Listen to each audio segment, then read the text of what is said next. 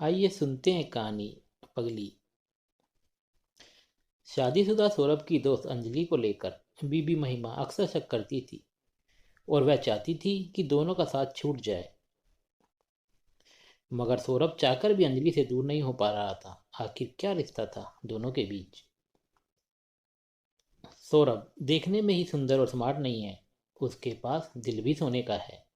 मेरी तो लॉटरी खुल गई है सहेली। हनीमून से मैं उनके प्यार में पागल होकर लौटी हूँ। शिमला से लौटते ही महिमा ने अपनी सहेली के साथ फोन पर बातें करते हुए अपने पति सौरभ की जोशीले अंदाज में खूब प्रशंसा करी। मगर उसे क्या पता था कि उसकी खुशियों से भरा गुब्बारा उसी रात फूट जाएगा। काफी थके होने के कारण महिमा ने सारी शाम अपने कमरे में आराम किया। उसकी सास सुमित्रा और ननद शिखा उसे डिस्टर्ब करने एक बार भी कमरे में नहीं आई। सौरभ शाम को बाहर घूमने चला गया था। वह रात 10 बजे के करीब जब घर लौटा तब तक महिमा सज धज कर उसके स्वागत के लिए तैयार हो चुकी थी। कहाँ घूम आए आप? महिमा के इस सवाल का कोई जवाब न देकर सौरभ ने उसका हाथ पकड़ा और अपने सामने बैठा लिया। उसकी आंखों में बेचैनी और परेशानी के भाव पड़ते ही महिमा की मुस्कुराहट गायब हो गई। अपनी बढ़ी हुई धड़कनों के साथ उसके बोलने का इंतजार करने लगी। किसी और के बताने से पहले मैं ही तुम्हें बता रहा हूँ कि मेरी जिंदगी में पहले से एक औरत मौजूद है, जिसका साथ कभी ना छोड़ने का वादा मैंने उससे किया हुआ है। बड़े असहज अंदाज में सौरभ ने यह विस्फोटक जानकारी महिमा को दी। मुझे से ऐसा मजाक मत करो प्लीज। महिमा के चेहरे का रंग उड़ गया। तुम्हें यूँ दुख और मानसिक आघात पहुंचाने का मुझे अफसोस है, पर अंजलि की मेरी जिंदगी में मौजूदगी एक ऐसी सच्चाई है जिसका सामना तुम्हें करना ही होगा। जब ये अंजलि थी ही तो आपने मुझसे शादी क्यों करी? महिमा का गुस्से से लाल होता जा रहा चेहरा देखकर सौरभ मन ही मन चौंका। उसने इस मौके पर महिमा के रोने धोने या लड़ने झगड़ने की कल्पना की ही करी थी। मुझे अफसोस है, पर माता पिता के दबाव, उनकी इच्छा, उनकी खुशियों की खातिर महिमा का उसे घूरने का अंदाज कुछ ऐसा था कि सौरभ अपने किसी वाक्य को बेचैनी के कारण पूरा नहीं कर सका। माता पिता की खुशियों की खातिर आपने मुझे इस झंझट में क्यों उलझा लिया? आपकी जिंदगी में मैं कहाँ फिट हूँ? महिमा ने चुपते लहजे में पूछा। तुम इस घर में पूरे मान सम्मान के साथ रहो, बस मैं अंजलि को छोड़ूं, ऐसी जिद ना करना। प्यार तुम उसे करो और मैं सिर्फ नाम की पत्नी बनकर तुम्हारे साथ रहूं, यह स्थिति मुझे कभी मंजूर नहीं होगी। महिमा भड़क उठी। प्यार तो मैं तुमसे भी बहुत करने लगा हूं, लेकिन क्या सच कह रही हो? महिमा ने उसके कंधे जोर से पकड़े और अपना चेहरा नजदीक लाकर उसकी आंखों में गहराई से भावुक अंदाज में झांका। बिल्कुल सच। तुम बहुत अच्छी, बहुत प्यारी हो, सौरभ ने कोमल लहजे में जवाब दिया। क्या अंजलि से ज्यादा प्यार करते हो मुझे? शायद उसके बराबर ही। उसे छोड़ दो। नहीं। उसके लिए कल को क्या मुझे अपने से दूर करोगे? नहीं। दोनों के साथ प्यार का संबंध निभा लोगे? हाँ। बहुत चालू इंसान हो तुम तो। सौरभ की थोड़ी शरारती अंदाज में हिलाने के बाद महिमा ने एक बार हंसना शुरू किया तो उस पर पड़ा हंसी का दौरा कई मिनटों बाद ही रुका। सौरभ मुंह बाएं महिमा को पलंग पर लोटपोट होते देख रहा था। उसने कल्पना भी नहीं करी थी अंजलि की चर्चा छिड़ने पर महिमा की ऐसी प्रतिक्रिया की। कहीं ये पागल तो नहीं हो गई है? इस सवाल ने अचानक सौरभ के मन में उठकर उसे डर व घबराहट का शिकार भी बना दिया। अरे, यूं हंसना बंद करो। किस बात पर तुम्हें हंसी आ रही है, यह तो बताओ। सौरभ की ऐसी बातों को सुनकर महिमा हंसी रोकने की कोशिश करती, पर उसका हर प्रयास विफल होता रहा। हंसी रुक जाने के बाद महिमा ने सौरभ का हाथ पकड़ा और फिर लापरवाही से कंधे उचकाते हुए बोली। आप रखे रहिए इस अंजलि दीदी को अपनी प्रेमिका बनाकर। मुझे उनके कारण न रोना धोना है, न रूठ कर मायके जाना है, न मुझे तलाक चाहिए, और न ही मैं आत्महत्या करने जा रही हूँ इस कारण। थैंक यू महिमा। सौरभ को इसके अलावा कोई जवाब नहीं सूझा। सिर्फ थैंक यू से काम नहीं चलेगा सर। महिमा ने पास खिसक कर उसके गाल पर प्यार से हाथ फेरना शुरू किया। इन अंजलि देवी के कारण अगर आपने मेरे प्यार के कोटे में जरा भी कटौती करी तो खैर नहीं जनाब की। ऐसा नहीं होगा, सौरभ ने फौरन वादा किया। हनीमून के दौरान तुमने मेरे दिल, दिमाग और बदन पर जो अपने प्यार का नशा चढ़ाया है वह कभी कम ना हो। नहीं होगा। ऐसा नहीं हो रहा है। इसका सबूत मुझे मिलता रहे। कैसा सबूत चाहोगी? ऐसा। महिमा ने उसके बाल खींचकर चेहरा ऊपर उठाया और एक लंबा जोश व उत्तेजना बढ़ाने वाला होठों का चुंबन ले डाला। महिमा ने उसे संभलने या सोचने का मौका ही नहीं दिया। उसके प्यार करने का अंदाज उस रात बड़ा अनोखा व बेहद आक्रामक था। मेरे धोखेबाज पति, मेरे जादूगर, मेरे कृष्ण कन्हैया, न जाने ऐसे कितने नामों से महिमा उसे उत्तेजना के प्रभाव में बुला रही थी, जिनसे उसका प्रेम, गुस्सा, पीड़ा और लगाव झलक उठता था। सौरभ के माता पिता व बहन को अंजलि से उसके अवैध प्रेम संबंध की खबर थी। पिछली रात महिमा और सौरभ ने खाना अपने कमरे में ही खाया। उन तीनों को यह आशंका थी कि अंजलि के कारण उनमें कहीं लड़ाई झगड़ा ना हुआ हो। मारे चिंता के वे तीनों रात भर ठीक से सो भी नहीं पाए थे। अगले दिन महिमा को सहज ढंग से हंसता मुस्कुराता देख उन तीनों ने बड़ी राहत की सांस ली। उनका यह अंदाजा कुछ देर बाद गलत साबित हुआ कि शायद सौरभ ने महिमा को अंजलि के बारे में रात को कुछ बताया ही नहीं। सौरभ जब ऑफिस के लिए निकलने लगा तब महिमा ने ऊंची आवाज में कहा, शाम को पहले सीधे घर आना। अंजलि दीदी से मिलने मैं भी आपके साथ चलूंगी। अंजलि का घर में यूं खुल्लम खुल्ला नाम लिया जाना उन सबको बड़ा अजीब सा लगा। घर से बाहर निकलने जा रहा सौरभ दरवाजे के पास छिटका और उसने इशारे से महिमा को अपने पास बुलाया। माथे में नाराजगी दर्शाने वाले बल डालकर सौरभ ने उसे चेतावनी दी, यूं ऊंची आवाज करके अंजलि के बारे में कुछ मत बोला करो। क्यों? महिमा ने हैरान होकर पूछा। मुझे अच्छा नहीं लगता है। अरे, अंजलि आपकी प्रेमिका है, उसके बारे में बातें हों तो आपको अच्छा लगना चाहिए। तुम बेवकूफ़ों जैसी बातें मत करो। सौरभ को गुस्सा आ गया। यह तो सच है कि मैं बुद्धू हूँ और थोड़ी सी पागल भी। पर एक बात पूछूं आपसे? महिमा की मुस्कुराहट और गहरी हो गई। क्या? अपने पाप और गलत काम की लोग चर्चा करने से बचते हैं। अंजलि से आपका संबंध क्या ऐसे कामों की श्रेणी में आता है? नहीं, लेकिन बस फिर आप मुझे मत टोको। मैं अंजलि दीदी के लिए कुछ गिफ्ट लाकर रखूंगी। शाम को उनसे मिलने चलेंगे। गिफ्ट की कोई ज़रूरत नहीं है। अरे, कैसे नहीं है? आपकी प्रेमिका की मुंह दिखाई की रस्म में मैं उन्हें कुछ उपहार जरूर दूंगी। आप वक्त से घर आ जाना। महिमा खुलकर हंसी और शरारती अंदाज में सौरभ के गाल पर चिकोटी काटकर पीछे हट गई। सौरभ चाह कर भी उस पर गुस्सा नहीं कर पाया और पगली कहीं की कहकर मुस्कुराता हुआ ऑफिस चला गया। महिमा को ढेर सारी अंजलि की बारे में जानकारी अपनी सास आरती और ननद सिखा से मिली। वे दोनों पिछले 2 सालों से भरी बैठी थी। अंजलि दीदी सुंदर और स्मार्ट होने के साथ साथ अभी एक अविवाहित भी है। उनकी शादी नहीं हुई है, पर एक पुरुष के प्यार की जरूरत तो उन्हें भी महसूस होती होगी। इत्तेफाक से वह पुरुष सौरभ निकल गए हैं। ऐसा हो जाता है मम्मी जी। मुझे कुछ खास चिंता नहीं है उनके इस चक्कर की। महिमा के इन शब्दों को सुनकर आरती और शिखा देर तक हैरानी से भरी रहीं। अंजलि अपनी विधवा माँ के साथ 3 कमरों के फ्लैट में रहती थी। उसका इकलौता बड़ा भाई अमेरिका में 5 साल पहले जाकर बस गया था। माँ को बेसहारा हालत में न छोड़ने के इरादे से उसने शादी न करने का फैसला किया था। महिमा उससे शाम को मिलने आएगी। फोन पर सौरभ से यह जानकर उसे कुछ हैरानी तो हुई, पर आत्मविश्वास का स्तर ऊंचा होने के कारण वह परेशान या चिंतित नहीं हुई। उस शाम अंजलि और महिमा का पहली बार आमना सामना हुआ। दोनों ही औसत से ज़्यादा खूबसूरत स्त्रियां थीं। महिमा खुलकर मुस्कुरा रही थी और अंजलि से गले लगकर मिली। दूसरी तरफ अंजलि जरा गंभीर बनी, उसे आंखों से नापतोल ज़्यादा रही थी। कुछ देर उनके बीच औपचारिकता सी बातें हुई। उम्र में बड़ी अंजलि ने ही ज़्यादा सवाल पूछे और महिमा प्रसन्न अंदाज में उनके जवाब देती रही।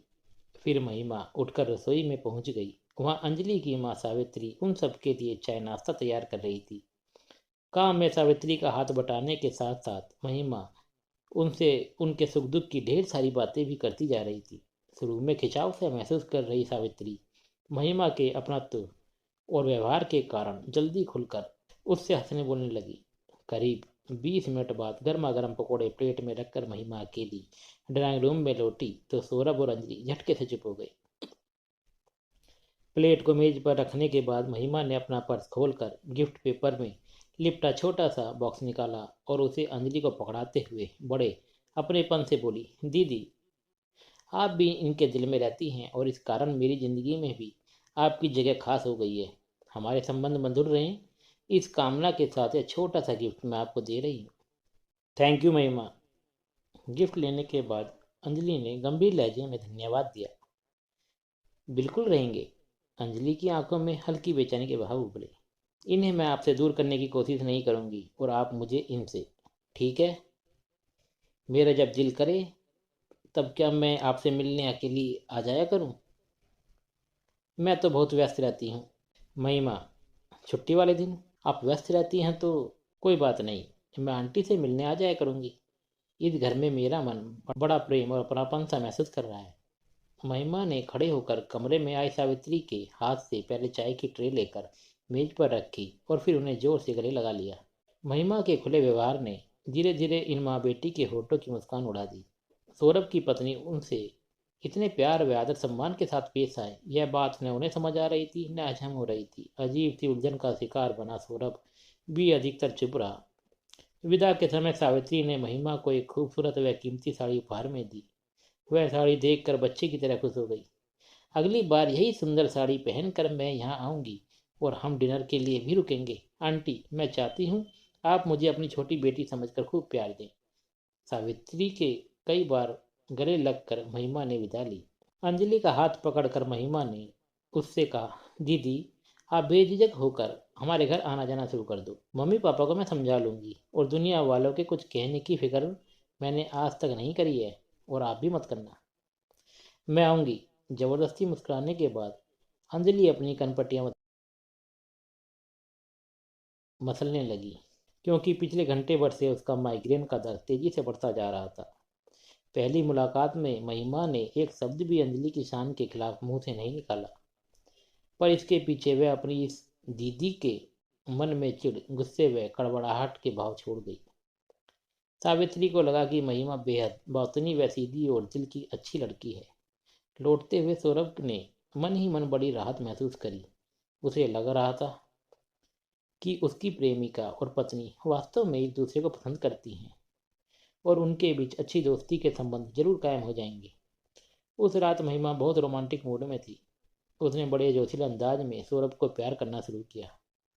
एक बात बताओ, सौरभ ने कुछ पलों के लिए उसकी शरारती हरकतों को रोककर पूछा, क्या तुमने अंजलि को अपनी एक अच्छी फ्रेंड के रूप में स्वीकार कर लिया है? कर लिया है, आपकी खुशी की खातिर कर लिया है। महिमा ने उठकर उसका माथा चूम लिया। मेरी खुशी की बात छोड़ो, क्या वैसे वह तुम्हें अच्छी लगी है? कुछ खास नहीं। मैं हैरान हूं यह देखकर कि तुमने कितनी आसानी से हमारे रिश्ते को स्वीकार कर लिया है। तुम्हारी खुशी की खातिर मैं कुछ भी सहन कर सकती हूँ। मेरी खुशी को बीच में मत लाओ। वैसे तुम्हारे मन के भाव क्या हैं अंजलि और मेरे रिश्ते के बारे में? मेरा दिल तो कहता है कि तुम्हारी जान ले लूं। महिमा के हाथ उसके गले के इर्द गिर्द हल्के से कसे और आंखों में अचानक आंसू छलक आए। लेकिन मेरे मुंह से शिकायत का एक शब्द भी कभी निकल जाए तो लानत है मुझ पर। मैं तुम्हारे प्रेम में पागल हूँ Saurabh, my darling, my sweet heart, my love. महिमा बेतहासा उसके चेहरे पर चुंबन अंकित करने लगी। सौरभ ने भावुक होकर उसे आई एम सॉरी कई बार कहना चाहा, पर महिमा के प्यार की तीव्रता के आगे ये तीन शब्द उसके गले से बाहर नहीं आ पाए। अंजलि का फ्लैट ज़्यादा दूर नहीं था, पर महिमा रोज नहीं जाती। अंजलि से उसकी मुलाकात सौरभ उसकी जिद के कारण रात को कराता और सप्ताह में 2-3 बार महिमा उसके साथ भी अंजलि के घर जाती। अपने सास ससुर व ननद के सामने वह अंजलि के बारे में बात करने से जरा भी नहीं हिचकिचाती। सौरभ की उपस्थिति में भी उसे ऐसी चर्चा छेड़ने से परहेज नहीं था। अपनी सास द्वारा पूछे गए सवाल के जवाब में महिमा ने गंभीर लहजे में कहा, मम्मी, अंजलि की बातें खुलकर करने से मेरा मन हल्का रहता है। अगर मैं सब बातें दबाने लगूं तो मेरे मन में आपके बेटे व अंजलि दोनों के प्रति गुस्से व नफरत के भाव बहुत बढ़ जाएंगे। पता नहीं तुम कैसे उस चालाक चरित्रहीन औरत से मिलने चली जाती हो। मैं तुम्हारी जगह होती तो न कभी खुद उससे मिलती न सौरभ को मिलने देती। उसकी सास का चेहरा क्रोध से तमतमा उठा था। मम्मी, मैं जो कर रही हूँ वह आपके बेटे के हित व खुशियों को ध्यान में रखकर कर रही हूँ। महिमा के होठों पर उभरी रहस्यमय सी मुस्कान उसकी सास को उलझन का शिकार बना गई। पहली मुलाकात के करीब 3 सप्ताह बाद एक दोपहर अंजलि ने ऑफिस से महिमा के यहाँ फोन करके बातें करी। मैं तुमसे एक प्रार्थना कर रही हूँ, तुम उसका बुरा ना मानना प्लीज। अंजलि की आवाज़ में नाराजगी व शिकायत के भाव पढ़कर महिमा मुस्कुराने लगी। दीदी, आपकी किसी भी बात का मैं बुरा कैसे मान सकती हूँ। आप प्रार्थना ना करें बल्कि मुझे आदेश दें। महिमा ने भावुक लहजे में जवाब दिया। महिमा, तुम मेरे पीछे दिन में मेरी माँ से मिलने मत जाया करो प्लीज़। ऐसा मत कहिए दीदी, उनसे मिलकर मेरा दिल बड़ा अच्छा महसूस करता है। देखो, उनकी तबीयत ठीक नहीं रहती है, दोपहर को उन्हें आराम न मिले तो उनका सिर दर्द करने लगता है। तुम प्लीज़। नहीं दीदी, आप उनसे मिलने की मेरी खुशी मुझसे मत छीनिए। मैं आगे से और कम देर बैठा करूंगी, पर बिल्कुल न जाने का आदेश आप मुझे मत दीजिए। नहीं, तुम्हें उनसे मिलने नहीं जाना है। उन्हें तुम्हारी बातें पसंद नहीं आती हैं। अंजलि की आवाज़ गुस्से से भर उठी। मैं उनसे भी गलत नहीं बोली हूँ दीदी, महिमा ने विरोध प्रकट किया। तुम मेरी शादी की बातें करती हो, सौरभ और मेरे बारे में सवाल जवाब करती हो, मेरे भैया भाभी को लानते देती हो, तो उनका मन दुखी और परेशान होता है। वे तुमसे मिलना नहीं चाहती हैं और तुम मेरे पीछे मेरे घर नहीं जाओगी बस। अंजलि के सख्त स्वर के ठीक उलट महिमा ने मीठे स्वर में जवाब दिया। दीदी, मैं आपकी बात नहीं मान सकती क्योंकि मुझे भी खुशी और शांति से जीने का अधिकार है। मुझे आपकी माँ व आपसे मिलकर मन की शांति मिलती है। जैसे आप मेरे कहने भर से सौरभ से मिलना बंद नहीं कर सकती, वैसे ही मैं भी आपके घर जाना नहीं बंद करूंगी। पत्नी पति की प्रेमिका को हमेशा से झेलती आई है, तो प्रेमिका को भी पत्नी को सहन करने की आदत डालनी चाहिए। अब चाह कर भी मुझे अपनी व अपनी माँ की जिंदगी से काट नहीं सकेंगी, क्योंकि मैं दूर होकर पागल हो जाऊंगी। आप ऐसा करने की कोशिश न खुद करना न सौरभ से कराना प्लीज। अंजलि उस पर गुस्से से चिल्लाने लगी तो बड़ी शांति के साथ महिमा ने संबंध विच्छेद कर दिया। उस शाम सौरभ गुस्से से भरा घर में घुसा क्योंकि अंजलि ने महिमा के खिलाफ उसके अंदर खूब चाबी भरी थी। तुम अंजलि के घर जाना आज से बंद कर दोगी। शयन कक्ष में प्रवेश करते ही सौरभ ने उसे अपना आदेश सुना दिया, क्योंकि अंजलि और उसकी माँ तुमसे मिलना नहीं चाहती हैं। आप उनके कहीं में आकर गुस्सा मत होइए, वे दोनों बहुत अच्छी हैं, मैं उन्हें कल जाकर मना लूंगी। नहीं, तुम उनके घर मत जाना, सौरभ चिल्ला पड़ा। मत चिल्लाइए मुझ पर, महिमा रुआंसी हो उठी। मुझे अंजलि दीदी से सीखते रहना है कि आपके दिल की रानी बने रहने के लिए मेरा व्यवहार कैसा हो, मुझ में क्या गुण हो। तुम जैसी हो अच्छी हो बस। उनके घर मैं उनसे मिलती नहीं रही तो पिछड़ जाऊंगी और आपको खो दूंगी। बेकार की बातें मत करो महिमा। सौरभ का गुस्सा फिर भड़का। आप मेरे डर को क्यों नहीं समझ रही हैं। मैं बांट तो रही हूँ आपको अंजलि दीदी के साथ, क्या बदले में वे 1-2 घंटे मुझे सहन नहीं कर सकती। महिमा उठकर सौरभ की छाती से जा लगी और फिर किसी बच्चे की तरह से रोने लगी। सौरभ उसे और नहीं डांट सका। उसने धीमे से उसे समझाने की कोशिश करी, पर वह असफल रहा क्योंकि महिमा की आंखों में प्यार का नशा उसकी पलकें बोझिल करने लगा था। जल्द ही महिमा के बदन की मादक महक ने उसके जेहन से अंजलि की शिकायतों व नाराजगी को दूर भगा दिया। अगले दिन ऑफिस जाते समय सौरभ ने महिमा से अंजलि के घर न जाने की बात कही तो वह चुप रहकर रहस्यमय अंदाज में बस मुस्कुराती रही। दोपहर के समय वह अंजलि की माँ सावित्री से मिलने पहुंच गई। उसकी आवाज़ पहचान कर सावित्री ने दरवाज़ा खोलने से ही इनकार कर दिया।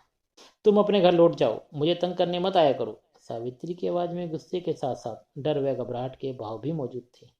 आंटी, मैं तो आपसे बस कुछ देर को हंसने बोलने आती हूँ। मुझसे चिढ़ने या डरने की आपको कोई ज़रूरत नहीं। अगर आप मुझसे प्यार से मिलती रहेंगी तो मैं भी आपको कोई नुकसान पहुँचाने की सोचूंगी भी नहीं। महिमा ने ऊंची आवाज़ करके उन्हें आश्वस्त करने का प्रयास किया। मुझे नुकसान पहुंचाने की धमकी दोगी तो मैं पुलिस बुला लूंगी। अगर आपने मुझे अंदर न आने दिया तो मैं गुस्से से पागल हो जाऊंगी।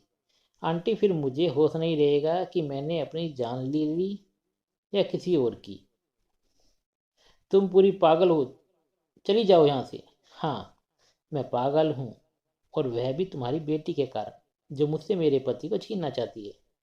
मुझे यूँ तंग करके, मेरा अनादर करके आप ठीक नहीं कर रही हैं आंटी।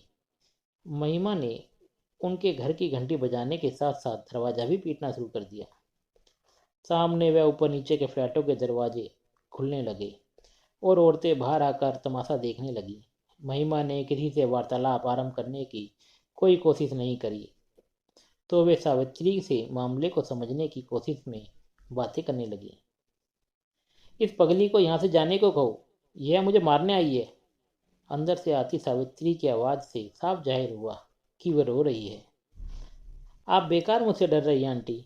सौरभ के कारण मेरे आपके घर से संबंध हमेशा बने रहेंगे। मुझे प्यार से मिलकर रहना चाहिए। महिमा ने उन्हें सबके सामने बड़ी मीठी कोमल आवाज़ में फिर समझाया। नहीं, हमें नहीं रखना है तुम दोनों से कोई संबंध। ऐसी गलत बात मुंह से ना निकालें आंटी। आपकी बेटी ऐसा करने को कभी तैयार नहीं होगी। अच्छा, अभी मैं जाती हूँ, कल आपसे मिलने जरूर आऊँगी और आपके सारे गिले शिकवे दूर कर दूंगी। महिमा ने पड़ोसियों की तरफ मुस्कुराकर देखा और फिर इमारत से बाहर आने के लिए सीढ़ियाँ उतरने लगी। उस रात सौरभ काफ़ी देर से घर लौटा। महिमा को वह बड़ा उदास सा नजर आया। वह सीधा शयन कक्ष में गया और महिमा उसके पीछे पीछे वहां पहुंच गई। मुझे प्लीज़ डांटना मत। उसके कुछ बोलने से पहले ही महिमा ने उसके सामने हाथ जोड़े और घबराए लहजे में आगे बोलने लगी। मैंने कुछ गलत बात सावित्री आंटी से नहीं कही। वे अकारण मुझसे डर रही थीं। मैं कल ही अंजलि दीदी से माफ़ी मांगने आपके साथ चलूंगी। कुछ देर खामोशी से उसे घूरने के बाद सौरभ ने सोचपूर्ण लहजे में टिप्पणी करी। तुम बहुत चालाक हो या एकदम बुद्धू।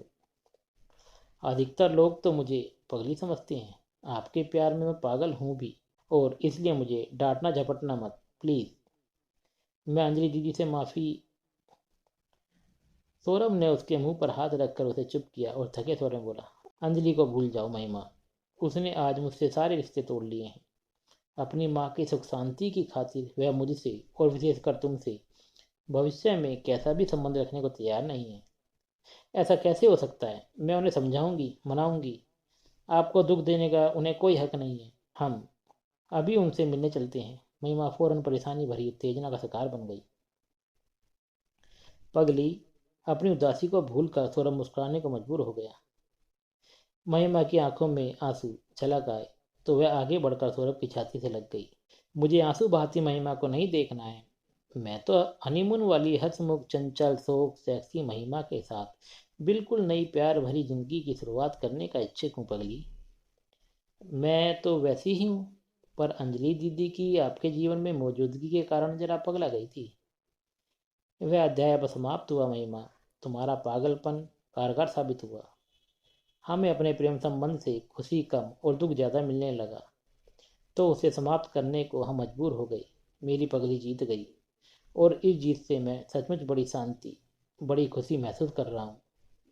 सौरभ के बाजुओं की पकड़ महिमा के इर्द गिर्द मजबूत हुई, तो वह रहस्यमय अंदाज में मुस्कुराती हुई उसकी आंखों पर बार बार मधुर चुंबन अंकित करने लगी।